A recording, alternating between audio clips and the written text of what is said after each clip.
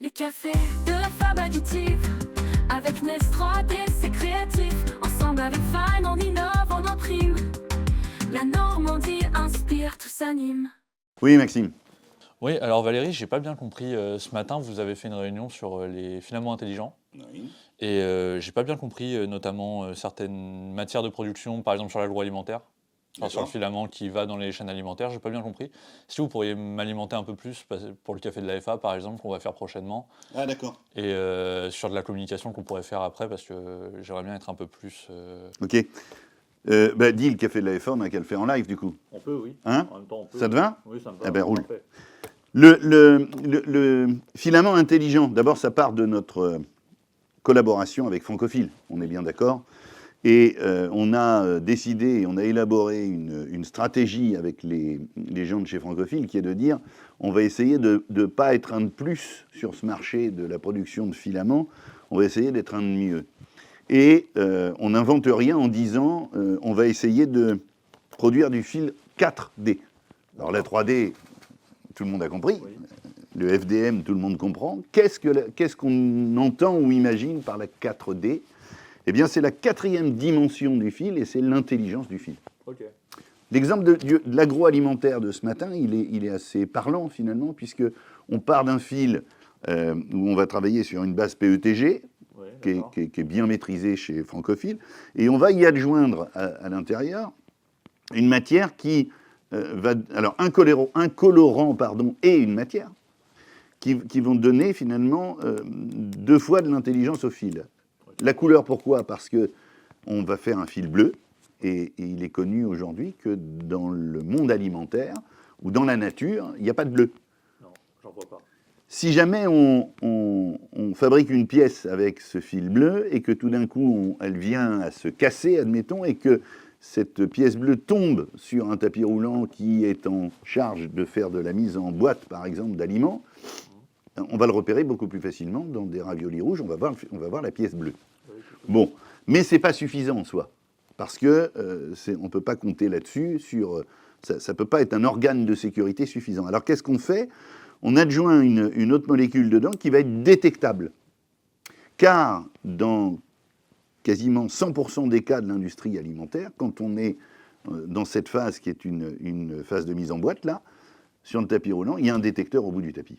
Alors il y a un détecteur qui peut être optique ou un détecteur qui peut être magnétique.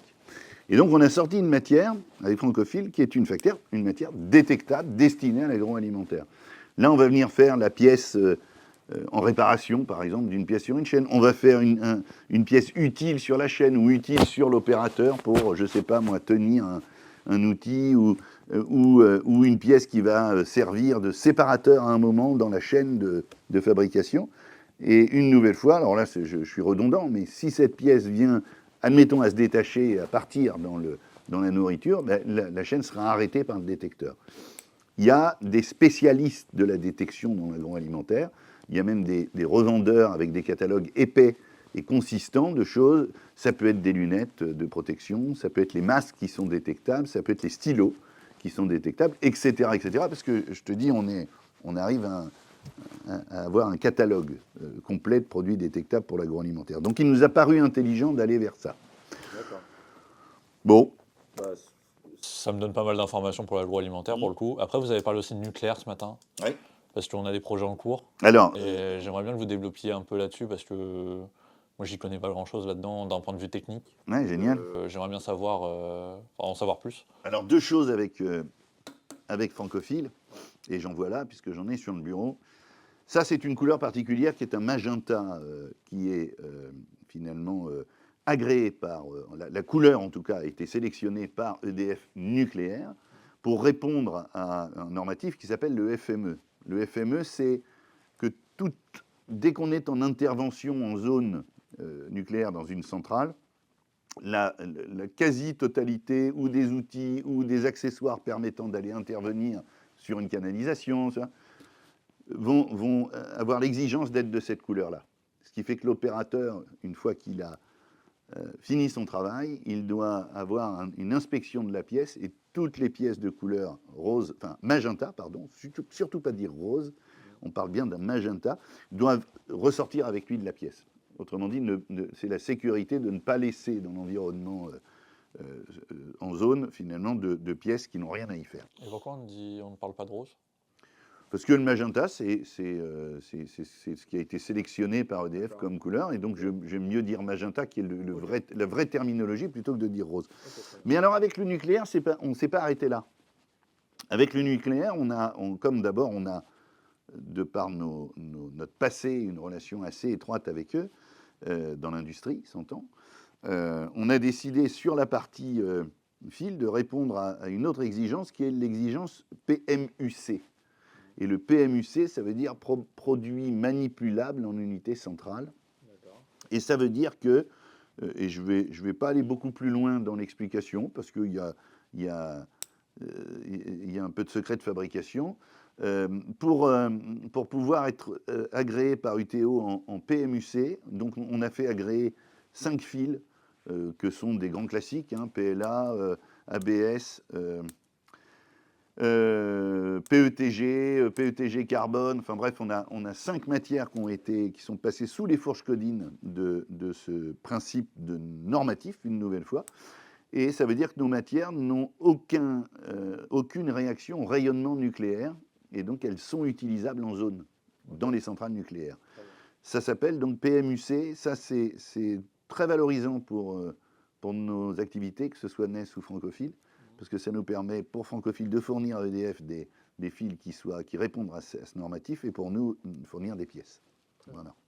Donc, une nouvelle fois, alors, est-ce qu'on parle à ce moment-là, est-ce qu'on parle réellement de fils intelligents? Non, enfin, en tout cas, là, on parle de fils qui répondent à une norme. Le fil, il devient intelligent quand on fabrique du fil rétroluminescent. Il y a des gros enjeux aujourd'hui, dans des métiers variés, notamment sur les enseignistes, puisque aujourd'hui on a une guerre à l'enseigne allumée la nuit. Aujourd'hui, on va être capable de faire du lettrage accroché en façade, qui va se charger dans la journée d'une dose de lumière et qui va être capable de la restituer. Et donc, alors ça ne restitue pas toute la nuit, mais ça restitue en tout cas suffisamment pour que ça soit visible sur les 4-5 premières heures de la nuit. Là, on parle déjà d'un fil intelligent. C'est un fil qui reçoit de la luminosité et qui la restitue, on va dire. On a alors plus que des projets, on est en train de travailler avec des gens, des clients, dont une nouvelle fois, à cause du NDA, je ne peux pas citer, mais qui nous ont demandé de travailler sur des fils qui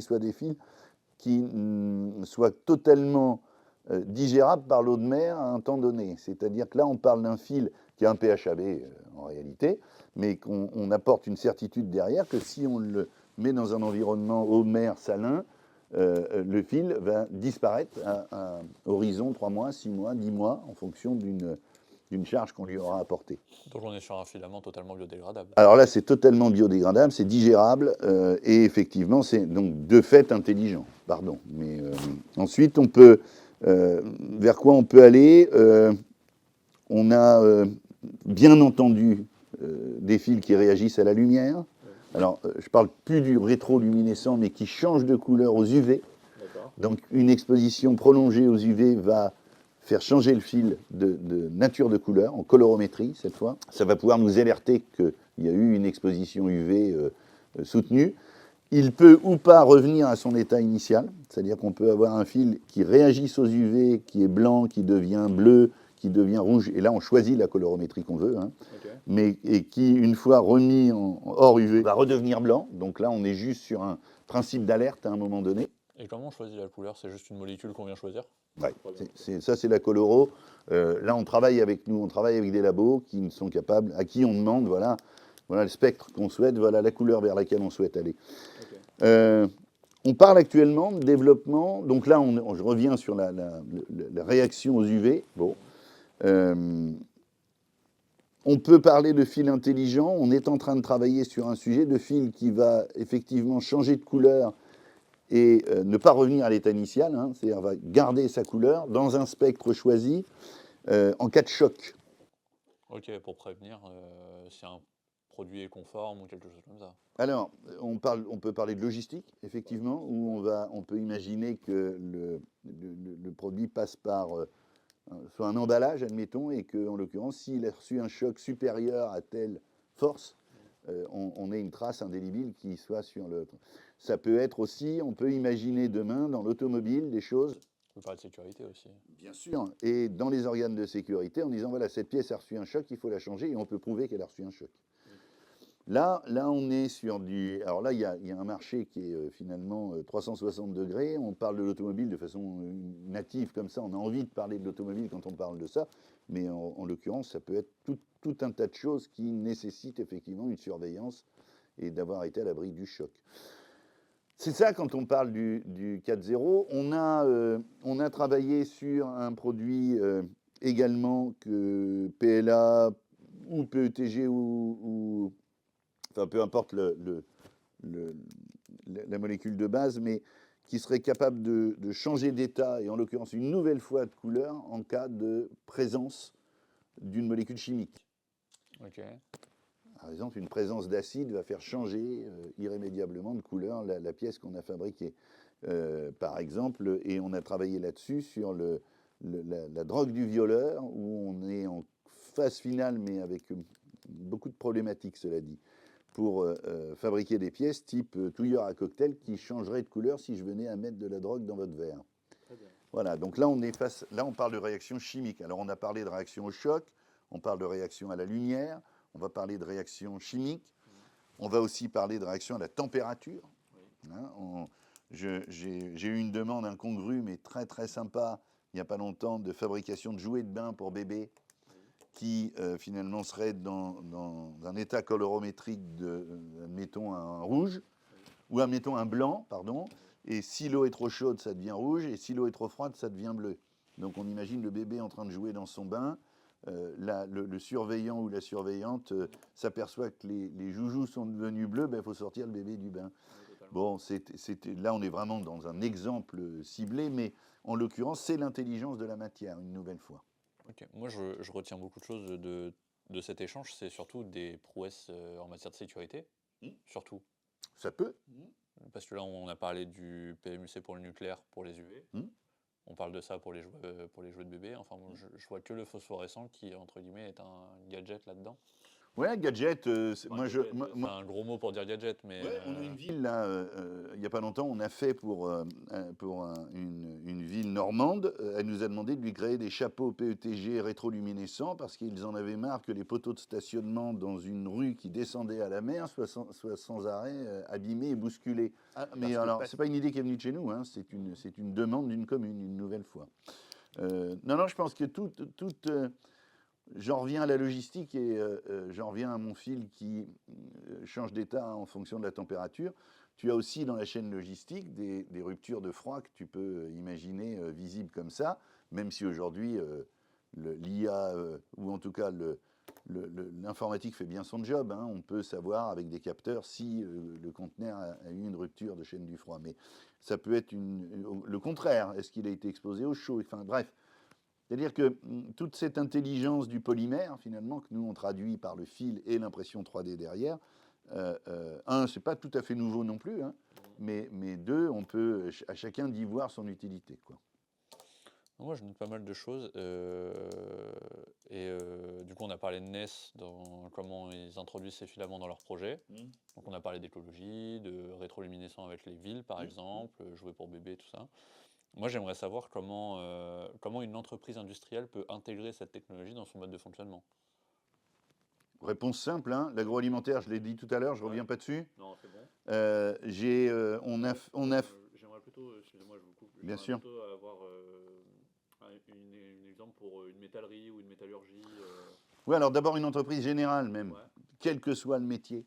On a fait il n'y a pas longtemps des cages d'interrupteurs et des clenches, des genres de chaussettes TPU pour mettre sur les clenches des portes en cas de rupture de courant, qu'on puisse tout de suite se repérer où se trouvent les clenches, où se trouvent les inters, même si en coupure de courant l'inter n'est pas ce qui servira le plus. Mais en tout cas, on peut faire des accessoires qui permettent d'aller tout de suite repérer où se trouvent les choses en cas d'absence de lumière. C'est valable aussi pour un nez de marche dans un escalier qui, tout d'un coup, il n'y a plus de courant, ben, on a fait des nez de marche, voilà, qui d'un seul coup rétroéclairent. Bon, on peut imaginer aussi demain, en poussant un peu le truc, que la norme, finalement, puisse demain accepter que l'issue de secours dans des lieux publics soit fait comme ça.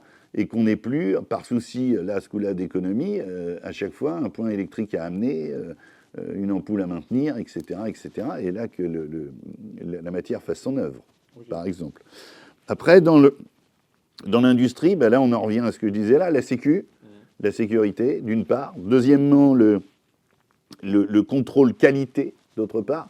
Quand on parle de produits qui ne doivent pas aller au froid, pas aller au chaud, le contrôle d'un maintien de température sur une chaîne, par exemple, ça peut être très utile. Même si on paraît dans le gadget aujourd'hui, il y a peu